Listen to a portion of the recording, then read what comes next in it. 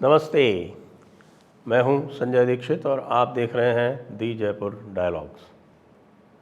अतीक अहमद, आतंक का पर्याय। जी हाँ, अतीक अहमद यद्यपि आतंक का सबसे बड़ा पर्याय था उत्तर प्रदेश में, इलाहाबाद, प्रयागराज में, पूरे उत्तर प्रदेश में, लेकिन उसको आतंकवादी नहीं कहा जाता है। क्यों? क्योंकि हमारे देश में तथाकथित रूल ऑफ लॉ या कानून का राज है। ये कानून का राज क्या है, ये भी हम इसके बारे में बात करेंगे, क्योंकि ये पूरा का पूरा जो आप देख रहे हैं वो आया है सारा का सारा क्रिश्चियन थियोलॉजी से। जिसको लॉ कहते हैं वो भी कमांड ऑफ गॉड है।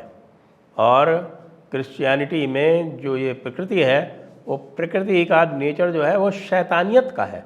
इसलिए जो गॉड जो है वो जो यूनिवर्स से बाहर बैठा हुआ है वो इसको कंट्रोल करता है लॉज के माध्यम से। और ये जो हमारी धार्मिक व्यू है, जो धार्मिक परिप्रेक्ष्य है, उससे बिल्कुल अलग है। खैर, उसके बारे में कभी और बात करेंगे विस्तार से, क्योंकि आप यदि देख रहे हैं इस समय, अभी आपने देखा होगा कि ओवैसी बोल रहा है कि उस समाज को क्या कहें जिसमें इस तरह की हत्या को सेलिब्रेट किया जाता है। जी हाँ, एक धार्मिक समाज में एक आतंकवादी गुंडे की हत्या को निश्चित रूप से प्रशंसित किया जाएगा, लेकिन एक रूल ऑफ लॉ वाले एक संवैधानिक निज़ाम में, शासन में, उसमें जो है इस प्रकार के गुंडे को ह्यूमन राइट्स दिए जाएंगे, अनेक अन्य अधिकार दिए जाएंगे, उसको पूरा अवसर दिया जाएगा कि वो किसी भी प्रकार से गवाहों को, किसी भी प्रकार से तंत्र को आतंकित करके और बच निकले। यही था अतीक अहमद। अतीक अहमद जो कि एक तांगे वाले का लड़का था, गद्दी समाज जो बोलते हैं, जो घोड़े इत्यादि चराते हैं, घोड़े इत्यादि पालन पोषण करते हैं, तांगे चलाते हैं, उस मुसलमानों के उस गद्दी समाज का एक होनहार अपराधी, जिसने 17 साल की आयु से ही अपराध की दुनिया में कदम रख दिया। 1979 में सबसे पहले एक हत्या के केस में इस शख्स का नाम आया था। उसके बाद से इसने ज़मीनों पे कब्ज़ा करने, कोयला माफिया के साथ में काम करने, कोयला चुरा कर बेचने, रेलवे के स्क्रैप के टेंडर लेने। आपको ये संभवतः जानकारी हो या ना हो, बहुत सारा जो होनहार माफिया है उत्तर प्रदेश का, वो रेलवे के स्क्रैप के टेंडर से फला फूला है। इसमें यदि आपको याद हो तो श्री प्रकाश शुक्ला थे, इसमें आपको याद हो तो हरिशंकर तिवारी, रविंद्र प्रताप शाही, ये सारे लोग जो हैं वो इस रेलवे के स्क्रैप टेंडर से उठे थे और वहीं से पले बढ़े थे। और गोरखपुर, लखनऊ, प्रयागराज, उस समय इलाहाबाद, वाराणसी, ये सब जो स्थान हैं, यहाँ पर कोयले के टेंडर बड़े बड़े हुआ करते थे, क्योंकि ये डिविजनल ऑफिसेस हैं रेलवे के, बड़े डिविजनल ऑफिसेस। और यहाँ से ये लोग टेंडर में गप ले करके, डरा धमका के टेंडर लेके और कमाई किया करते थे। और जब इसका एक प्रतिद्वंदी, वो भी शौकत इलाही करके था, वो मारा गया, तब यहाँ पूरे प्रयागराज क्षेत्र में इसका एक छत्र साम्राज्य हो गया और इन लोगों ने अपने अपने क्षेत्र बांट लिए। पूर्वी उत्तर प्रदेश में जो गाज़ीपुर, मऊ, आजमगढ़, उस तरफ का जो इलाका था वो मुख्तार अंसारी ने कब्ज़ा लिया। और प्रयागराज के आसपास जो अन्य क्षेत्र थे, फतेहपुर, गंगा का कछार, प्रतापगढ़, ये क्षेत्र जो थे, प्रतापगढ़ में निश्चित रूप से वो क्षेत्र जहाँ पर राजा भैया का प्रभाव नहीं था, उन क्षेत्रों पर इसने अपना प्रभाव पूरा का पूरा जमा लिया। बांदा में उस समय ददुआ गैंग की बोलती चलती थी, उसकी तूती बोलती थी। ददुआ तो खैर बाद में मारा गया एक एनकाउंटर में। और अतीक अहमद ने यह एक होशियारी की कि उसने ये समझ लिया बहुत शीघ्र कि आज की जो राजनीति है वह एक अपराध से कम नहीं है, इसलिए अपराधी को राजनीति के साथ मिलकर चलना चाहिए। ये देखते हुए उसने सर्वप्रथम इलाहाबाद पश्चिम की सीट से 1989 में चुनाव लड़ा और जीता, माननीय विधायक बना। माननीय विधायक लगातार वहाँ से चुनाव बाद में लड़ता रहा और लगातार जीतता रहा 2002 तक। 1999 में उसको जब समाजवादी, पहले तो वो 1989 में, फिर 91, फिर 92 में, फिर 93 में जब चुनाव हुए तब 91, 93, 96, फिर 93 में यहाँ तक पहले जो 3 चुनाव थे वो जीता इंडिपेंडेंट, और उसके बाद फिर वो समाजवादी पार्टी में चला गया और समाजवादी पार्टी से 2 बार चुनाव जीता। फिर समाजवादी पार्टी ने उसको निकाल दिया तो उसने अपना दल ज्वाइन कर ली। उस समय सोनेलाल हुआ करते थे और अपना दल ज्वाइन करके फिर वहाँ से भी चुनाव जीता। 2002 में वो विधायक अंतिम बार बना और हर बार इसी इलाहाबाद पश्चिम सीट से जीतता रहा। 2004 में जो आज का जो घटनाक्रम हुआ है वो उमेश पाल से संबंधित है। 2004 में ये शख्स जो है वो अपनी इलाहाबाद वेस्ट की कॉन्स्टिट्यूंसी से छोड़कर और चला जाता है फूलपुर लोकसभा सीट का चुनाव लड़ने समाजवादी पार्टी के टिकट पर, जीत जाता है, सांसद बन जाता है, अपनी विधायक की सीट पर इस्तीफ़ा दे देता है और फिर वहाँ से अपने भाई को लड़ाता है।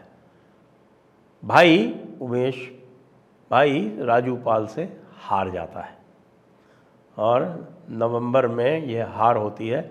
जनवरी में जिस प्रकार से उमेश पाल की हत्या की गई वह हमारे पूरे देश के अपराध जगत में जो फिल्मों में लिखा जाता है उससे भी भयंकर और नृशंस रूप से की गई। उमेश पाल अपने गांव जा रहे थे, अपनी टोयोटा में 2 लोग थे, उसके ऊपर गोली चलाई गई और लगभग 15 शूटर्स ने मिलके उसके ऊपर AK-47 और 9mm पिस्टल से कम 17 गोलियां उस समय लगी उमेश पाल को। उमेश पाल को तुरंत टेम्पो में डाल के और मेडिकल कॉलेज ले जाया जा रहा था। जब ये पता चला अतीक को कि इसको मेडिकल कॉलेज ले जाया जा रहा है तो अतीक के 15 शूटर वापस पहुंचते हैं और उस लगभग मृत व्यक्ति में इतनी गोलियां दागते हैं कि आपको याद आ जाएगा एक डायलॉग दबंग फिल्म का, जिसमें कहते हैं कि हम तुम्हें इतने सुराख करेंगे कि तुमको ये पता नहीं चलेगा कि सांस कहाँ से लें और डैश डैश डैश कहाँ से। तो ये राजू पाल की हत्या का ये पूरा का पूरा प्रकरण था जिसमें उमेश पाल विटनेस थे। और उमेश पाल के साथ जो हुआ वो अभी आपने देखा। उसके अतिरिक्त भी इनके आतंक की स्थिति ये थी। अब आप ये देखिए, कई आपको इस समय लोग निकलते हुए आ रहे हैं। आपको एक जयश्री कुशवाहा नाम की एक वृद्धा इस समय दिखाई पड़ रही हैं। उनकी 12 बीघा जो ज़मीन थी वो तो ले ही ली और जब उसके ऊपर किसी प्रकार की आपत्ति की गई तो इनके पति को मार दिया गया, बेटे को भी गोली लगी, वो बच गया। इनके स्वयं के ऊपर 7 बार हमले हुए। आज यह अत्यंत प्रसन्न है कि न्याय हुआ। 160 के लगभग केस इसके और इसके परिवार के साथ चल रहे थे। कुछ ही दिन पहले DGP साहब, पूर्व DGP विक्रम सिंह जी आए थे हमारी चैनल पे और उन्होंने इसके आतंक से संबंधित जो 2 प्रकरण बताए थे वो भी दिल हिला देने वाले। एक अशोक साहू नाम के व्यक्ति हुआ करते थे, उन्होंने गलती से अशरफ की कार को ओवरटेक कर लिया। एक बार ओवरटेक किया, वापस अशरफ ने ओवरटेक किया, उन्होंने दूसरी बार ओवरटेक कर लिया तो उसने शीशा हटा के पूछा पहचानते नहीं हो? पहचान गए कि ये तो अशरफ है, किंग ऑफ इलाहाबाद। तो उन्होंने कहा बड़ी गलती हो गई। उसके बाद वो घर गए, उनके घर जाके माफ़ी मांगी, लेकिन वहाँ जो कुछ भी उनसे कहा गया हो कि हमने तुमको माफ़ कर दिया, कोई बात नहीं, जाओ, 3 दिन बाद उनकी हत्या हो जाती। पूरे इलाहाबाद में यह समाचार फैल जाता है, यह आतंक फैल जाता है या अशरफ भाई को, अतीक भाई को जहाँ कहीं भी देखो नतमस्तक हो जाओ। इस प्रकार का आतंक इस व्यक्ति ने फैला रखा था प्रयागराज में, जो उस समय इलाहाबाद कहलाता था। इसी तरह से एक प्रसिद्ध व्यापारी थे, उनकी ज़मीन लखनऊ में सामने देख ली, आपके जो वहाँ पर पीजीआई है उसके सामने, और उन्होंने कहा कि भाई ये ज़मीन अब हमारी हुई। कुछ नहीं कर पाए। समाजवादी पार्टी का राज्य था उस समय, ये समाजवादी पार्टी के सांसद थे, कोई क्या कर सकता था। और इस समय जो जोर जोर से रो रहे हैं अखिलेश यादव जी, इनकी पार्टी ने ही इस आतंकवाद को प्रश्रय दी। हर तरह के गुंडे को प्रश्रय देने का काम इन्होंने किया। यदि सही पूछा जाए तो जितना अतीक अहमद अपराधी है उसके बराबर के अपराधी समाजवाद पार्टी के मुलायम सिंह तो थे ही, और अब अखिलेश यादव भी हैं। तो अब चारों तरफ हाय हाय हो रही है कि साहब कानून का राज नहीं रहा और कानून के विरुद्ध बहुत बड़ी चीज़ हो गई और अतीक अहमद को मार दिया गया। लेकिन यदि आप इसको भारतीय पद्धति से देखें तो ये एक प्रकार का प्राकृतिक न्याय ही हुआ है इस व्यक्ति के साथ में। धर्म आधारित यदि प्रणाली हो तो इस धर्म आधारित प्रणाली में ये जो फ्रॉड चलता है, जिसमें यह आवश्यक है कि कोई गवाह इसके सामने खड़ा होकर और गवाही दे, तो अव्वल बात तो ये कि गवाह जो है वो गवाही देने के लिए जिंदा नहीं रहेगा। उमेश पाल के केस में आपने देख ही लिया। ये तो अलग बात है कि ये योगी जी की सरकार है जिन्होंने माफिया के विरुद्ध ज़ीरो टॉलरेंस की नीति अपना रखी है, और जो इनामी बदमाश हैं उनको वो पुलिस से यदि उनकी मुठभेड़ होती है तो उन्होंने पुलिस को छूट दे रखी है कि पीठ दिखा के भागो मत, अगर गोली चलाए तो आत्मरक्षा में गोली चलाओ। तो ये जो छूट दे रखी है योगी जी ने, उसका ही कारण है कि आप देख रहे हैं कि उत्तर प्रदेश में पूरे देश का सर्वश्रेष्ठ लॉ एंड ऑर्डर है, कानून व्यवस्था पूरी तरह से सुरक्षित है, आतंक और भय अपराधियों को है, और जो प्रजा है, जो जनता है, वो अपने आप को सुरक्षित समझती है।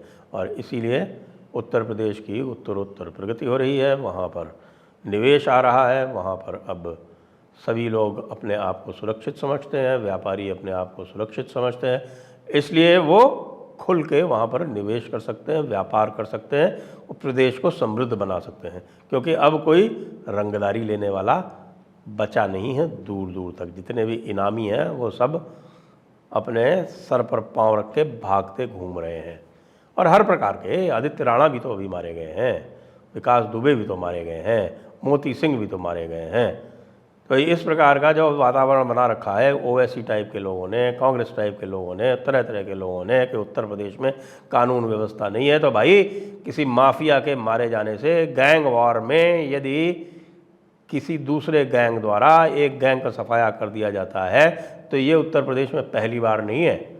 आप याद करिए कितने गैंग वॉर हुए हैं कोर्ट प्रीमाइसेस में, कि कोर्ट में आके इस तरह के दबंगों को दूसरे गैंग द्वारा गोली मार दी जाती है। ऐसा ये पहला कोई कार्यक्रम नहीं है जिसको लेके इतनी हाय तौबा मचाई जा रही है। वो हाय तौबा इसलिए मचाई जा रही है क्योंकि एक ऐसा वर्ग है जो अपने अपराधियों को मानता है कि ये उसके मज़हब को फैलाने वाले लोग हैं, यह उनके जो भी महापुरुष हैं उनके वचनों का पालन कराने वाले लोग हैं, इसलिए उनके सारे गुनाह माफ़ हैं।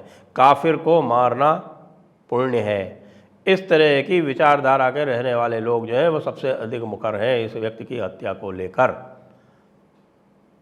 इस व्यक्ति की हत्या जिन्होंने भी की है उनको कानून के अनुसार सज़ा मिलेगी, लेकिन उत्तर प्रदेश की कानून व्यवस्था पर यदि कोई प्रश्न उठाता है तो मुझे लगता है कि वो एक षड्यंत्रकारी है और अतीक अहमद और उसके 160 केसेस और उसके पूरे परिवार के द्वारा किए हुए पूरे जो नृशंस कृत्य हैं उनको इग्नोर करके, उनको अनदेखा करके और एक तरफा ये लेता है कि साहब बड़ा गलत हो गया और कैसे जो है वो पुलिस की अभिरक्षा में उसको मार दिया गया। तो जो लोग तलवारों से खेलते हैं वो तलवारों से ही मारे जाते हैं। और अतीक न केवल एक अपराधी था, वह एक मजहबी जुनूनी भी था। इसलिए उसके बारे में किसी भी प्रकार का शोक करना, किसी भी प्रकार की वितंडा करना, यह है एक मजहब विशेष की जो मानसिकता है उसको भी दर्शाता है।